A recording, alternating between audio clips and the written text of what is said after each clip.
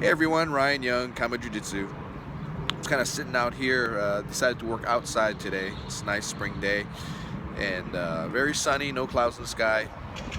Just thought I'd get it done. Anyway, just thought I'd kind of comment on a couple things today. One of the things that I've frequently talked about was the whole belting system. And, I think that with the proliferation of jiu-jitsu, especially with bringing kids on, not that I don't want kids to learn jiu-jitsu, they need to. Both my kids are learning it, and I'm teaching a bunch of other kids as well. But one of the things that we do is that we condition our kids to get belts and get rewards with every step to keep them motivated, keep them interested. And on the one hand, I do understand that and expect that, and I do feel that that works sometimes. But with something that has to do with achievement, you can't just have time in as your achievement. Just because you show up for class doesn't mean that you should be getting anything. You have to earn it. And I had a particular student who would show up for class without fail twice a week, and she would just play. And she was, it's not as if she was a young kid. She was, I don't know, 5th grade. And we usually don't take too many kids that are under 2nd grade. In fact, 2nd grade is usually our cutoff for teaching children, only because it's hard to run a class and have them expect to learn stuff when they're younger than that. They're really just focusing on unicorns and butterflies and rainbows at that time. But when they get a little older, they can focus. And with jiu-jitsu, unlike some other martial arts where you just line them up and just get them to yell something and get them to throw a punch and a kick, straight punch, straight kick. I understand that those are stages to getting them to do the more exotic stuff. But with jiu-jitsu, you have to teach them how to forward roll, you have to teach them how to backward roll, you have to teach them how to shrimp, you have to teach them how to stand up in base. A lot of stuff that we teach, it's just a little easier and they learn a lot faster if you pick them up a little bit later. But this one particular child, elementary school kid, was wondering why she never got any advancement, never got even a stripe on her white belt. And it was because she didn't learn anything. And try as I might, a lot of it had to do with a discipline problem. She was a good kid, but she just wasn't used to being told what to do. Her parents really let her kind of do what she wanted to, which I'm not saying it's not a valid way to raise a kid, but as far as learning jiu-jitsu in my class, it just made it very tough. And whereas other schools, had they had her around, they would have, in fact, I think she was at a Taekwondo school prior, and she was getting promoted. And she didn't remember any. I asked her to show me what she learned in Taekwondo school, and she didn't really know anything. So, which basically means she got tick marks on a card for attendance, and then got promoted based on that. And one of the things that the IBJJF has done is they've changed the whole kids belt system, and we're still traditional in that we have white, yellow, orange, green. They can earn a yellow as early as 8 years old. They can earn an orange as early as 10 or 11 years old, and they can earn a green as early as 13 years old. And then there are 3 stripes on each one. So it kind of works out to, if a kid starts at age 7, which, later 7, maybe get to 8, it works out to about 3 to 6 months if they do everything they're supposed to for each stripe on their belt. However, because different kids attend class with different frequency, it's hard to kind of gauge it like that. And I don't really, and in fact, I don't at all. I don't even count how many times a particular person, let alone kid, attends class with the thought of, they're due for a promotion. And it just comes down to ability. And some kids just pick it up a lot quicker than others, as do some adults. But my thought is that if you start kids with that advancement mentality in mind, where if they just show up, they'll get advanced, then when they become adults, then they kind of expect the same thing. We don't do stripes on white belts for adults, as an example, and I've awarded a blue belt as quickly as 4 months and as long as, I don't know, 2.5 years.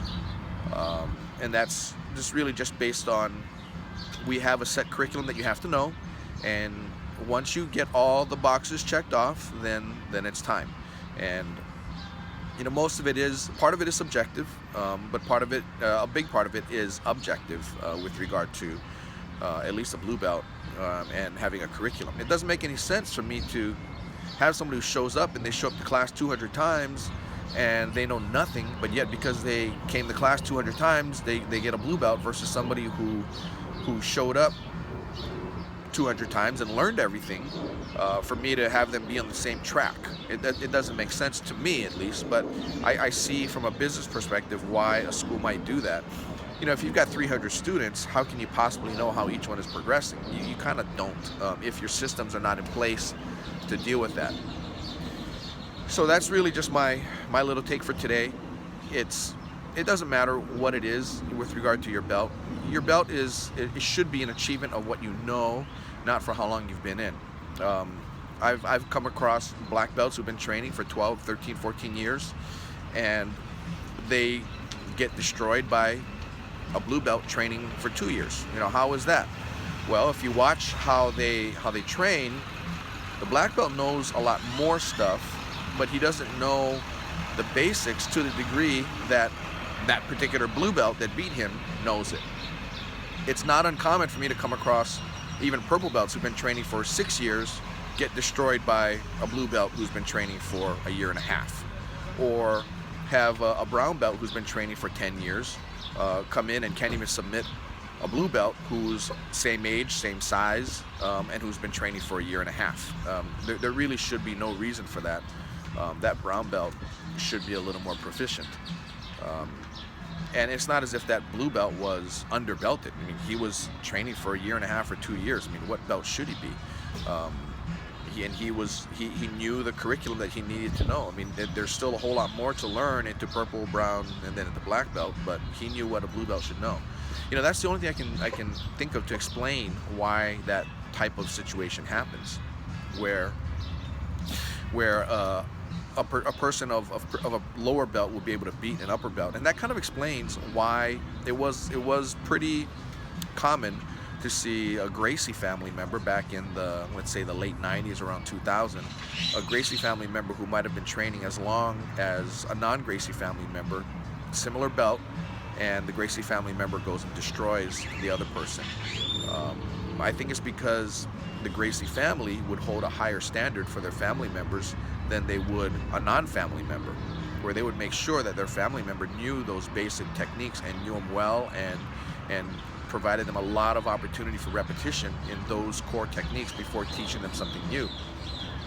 I don't know if any of you other old school people who were training under Elio's sons directly, like I was, I don't know if any of you remember that whole time when the Brazilians that were non-Gracie members from other schools would come into the US and they'd be showing all this new jiu-jitsu stuff, and a lot of us students of Elio's sons would be thinking, man, these guys are holding back, you know, they're not teaching us all this stuff.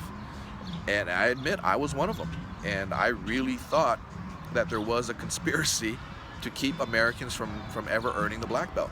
I thought it was, and I believed other people, rightly or wrongly, but I believed other people who said that Horian Gracie, Helson Gracie, or whatever would never award, at least not willingly, a belt above purple or brown belt.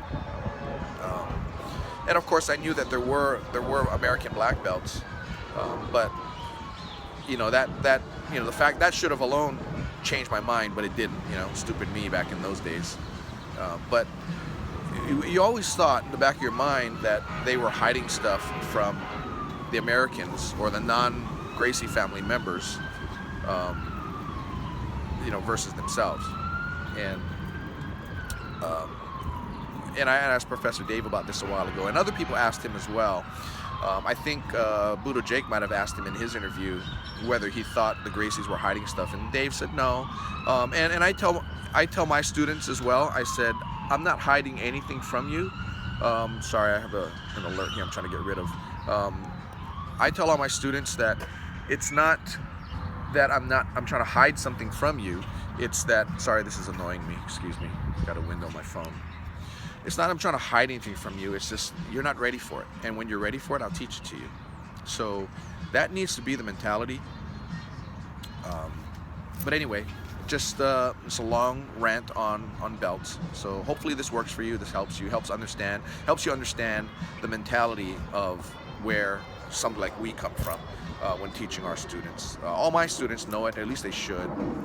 Nobody ever asks me for belts or why they haven't gotten a certain belt, and this should explain it all to you. Anyway, have a great day. Happy training. Bye.